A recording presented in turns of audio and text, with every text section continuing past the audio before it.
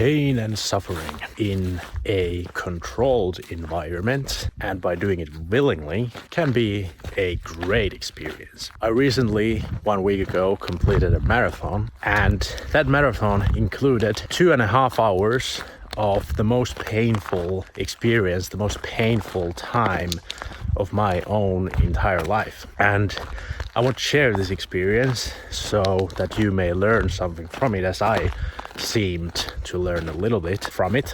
I learned that when I am exposed to such pain and feelings that come with that pain, I go through different sorts of thoughts, I go through different sorts of emotions, and I find knowledge in my head that I have absorbed from books, from podcasts, from videos online, from other people, and that was a very interesting experience to go through. So here is the short summary of how it went. The first 2 hours, the first 20 kilometers, I was having a blast. I loved it.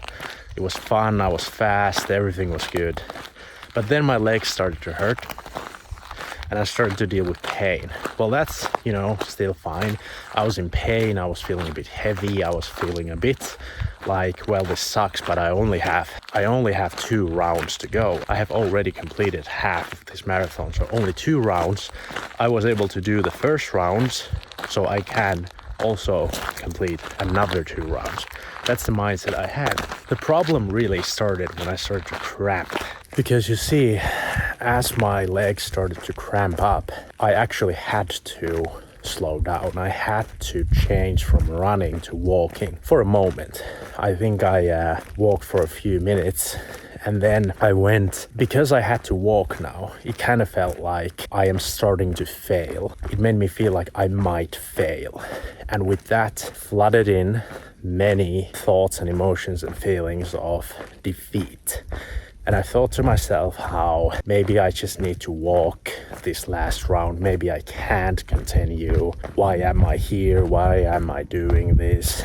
All sorts of victim mentality bullshit that, even though I know, when we have energy, when we don't have pain, when we're doing good, we can feel invincible. We can feel like, oh yeah, I'm such a tough guy. I'll always remember to stay tough and stay hard. But then when the shit gets real, so to speak, that's when we are exposed to our true self. But I couldn't stop because I had other runners coming in behind me, because they started the half marathon at the halfway of the full marathon. So basically they had like hundreds of new, fresh people running at full speed. So I was surrounded by all these people, and I was there sort of walking and trying to run a little bit, limping my leg, being all pathetic and thinking about these pathetic thoughts of giving up and all this. And then I saw these people just pass me by, and that made me feel even worse, because I felt like all these people, they can keep running and I can't, even though they were new. They were fresh runners, a lot of them.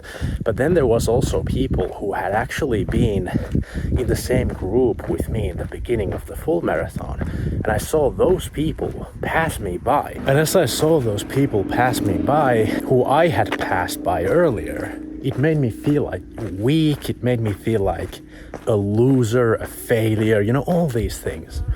And it was really getting me into the mindset of like being a victim and being weak and all this terrible negative nonsense. But then, I did keep reminding myself that I will not give up no matter what. And even though my girlfriend told me that if I have to give up, if I can't make it all the way to the end, she will be fine with it. She will still be proud of me. She said those things. But here's what I thought to myself. Because I've been, at one point I listened to a lot of books about masculinity and all stuff like this. I thought to myself that she says that, but she doesn't really mean that. On a conscious level, she means it because she loves me. But on a subconscious level, if I give up, she's gonna be disappointed. On some level, she's gonna be disappointed. So I thought to myself, this is why it's good that I have a woman. And this is why I'm not gonna let her down, and I have to keep moving forward no matter what. And so I did.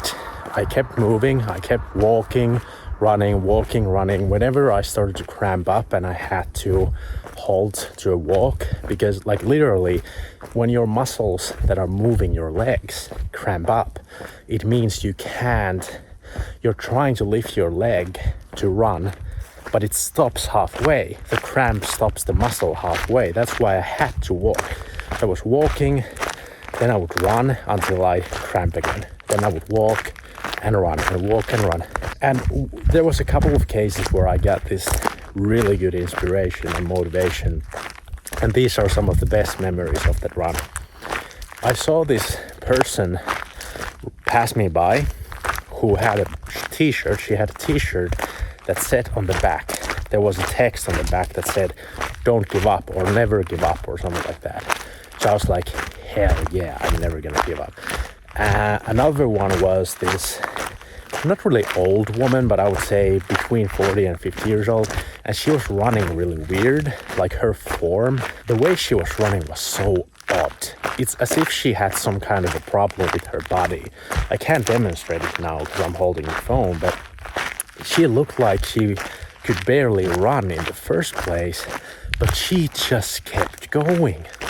She kept going, and whenever I would pass her by for a moment, when I would switch to walking again, she would just pass me by again. And she looked like she wouldn't be able to finish a half marathon or even a 10K, but she just kept going. She just kept pushing forward with that weird running form all the way to the finish line. So that was super inspiring. And then the last thing, I saw this guy who was dressed like as if he was going for a dinner. He didn't look like he's there to run a marathon. He looked like he's going for a goddamn dinner. Like he had this wine red shirt with long sleeves and these long pants and this nice hair. And I thought to myself, well, frankly, what I thought was that he looks quite feminine. And that's why I thought to myself, well, I can't lose to this guy, because look at that guy. I can't lose to that guy. Which, is sort of an ugly reality of what I was thinking in that moment. You shouldn't judge people like that. But anyway, that is what I was feeling. But in any case, the other part about that guy was that he looked like he's going for a dinner. So he's kind of making a joke out of this. And he is passing me by and just keeping running. So those individuals, they really inspired me when I was at my worst. And lastly, I just got back home. I'm gonna get back to work a bit and then edit this video. Let's see. Yeah, last thing I wanted to say. I was thinking during that run, in those moments, that I'm never gonna do this again. I hate this. This is the worst thing ever. I don't understand why I'm putting myself through this. I'm never gonna do it again, period. And if I had my phone, I probably would have texted my friends and told them that I'm never going to do this again. But thankfully, I only had my Apple Watch and no phone. So I couldn't do anything like that. So, you know what? I just lived through those feelings, those emotions, that pain.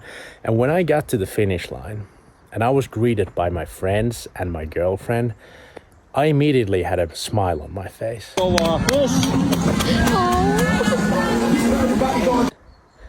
And I struggled walking back 1 kilometer to my friend's apartment, and I was in so much pain that I was making faces like, like this. And there were some people who looked at me. I remember one kid. That kid was looking at me and he was like, "What is wrong with that guy?" Like, he looked really worried because I was in so much pain and I was showing that pain. But then I got to my friend's apartment and, I sat down, I drank some water, I drank some soda, I had these things, and I was sitting there and I was starting to feel better. And then I hit the warm shower. And then after the warm shower, I hit the bed with my girlfriend and I just, relaxed. My body was hot as hell. Like, it was just like radiating heat until I had rested for like 1 hour. Then I started to normalize. Then I had some food and I had my friend made me coffee, and the coffee was the best coffee I've ever had in my entire life, even though it was just regular coffee. But all these normal things, these showers and bed and coffee and everything, they felt like 100 times better because I had been through that experience of pain and misery. So that's why I recommend 100%, please do attend a half marathon or full marathon or something like that. Look up something, some kind of event, because holy hell, those events, they make you different. It's entirely different to run in an event than alone somewhere. So please do that, because those experiences, man, I am 100% going again next year. I will train a little bit differently, a little bit more than this time, so maybe it's going to be a bit easier. But I am 100% going back, because damn, I want to go through that pain again. It was awesome. And someone on this channel commented that I shouldn't do marathons because it drains too much energy and makes me old, to which I said maybe they're right. But you know, I don't care, because I live for these moments and these memories. When I'm old, I'm gonna look back to these memories and I'm gonna be so happy. I'm gonna have a smile on my face.